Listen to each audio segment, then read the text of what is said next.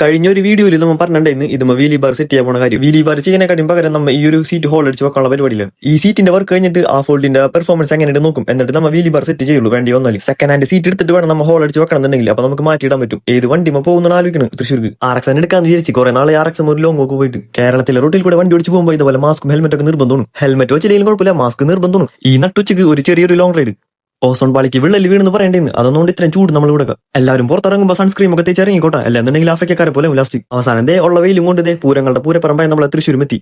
പൂരപ്പറമ്പ് മാറി അവസാനം ദേ കപ്പിൾസ് പറമ്പ് ലാസ്റ്റ്. ഏതൊരു വണ്ടിയുടെ സ്പെയർ പാർട്സ് വേണമെന്നുണ്ടെങ്കിൽ ഇവിടെ വന്നാൽ മതി. സെക്കൻഡ് ഹാൻഡ് റൂം നമ്പർ 8 ഇവിടെ ഉണ്ടെന്ന് പറയുന്നത് V3 സീറ്റ്. ഇയാൾക്കൊക്കെ അവാർഡ് കൊടുക്കണം. ഇതിന്റെ ഉള്ളിൽ നിന്ന് തെരഞ്ഞെടുത്ത് തന്നെ വാങ്ങാൻ പോണ മുതൽ ഇതാണ്ട 400 രൂപ വില. RTR 180 സ്പെയർ പാർട്സ് വേണ്ടവർ ഇങ്ങോട്ട് പോന്നോട്ടോ.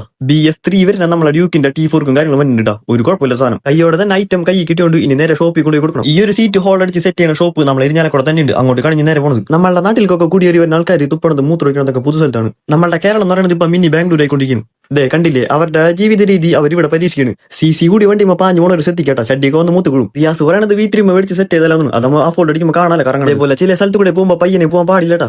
വണ്ടിമേലും നമ്മളെ മേത്തും വൈറ്റ് വാഷ് അടിച്ച പോലെ ആക്കും ഇവന്മാര്. സീറ്റ് കട്ട് ചെയ്യാൻ കൊടുക്കണതെല്ലാം അടുത്ത വീഡിയോയിൽ. അപ്പൊ ഓക്കെ ബൈ.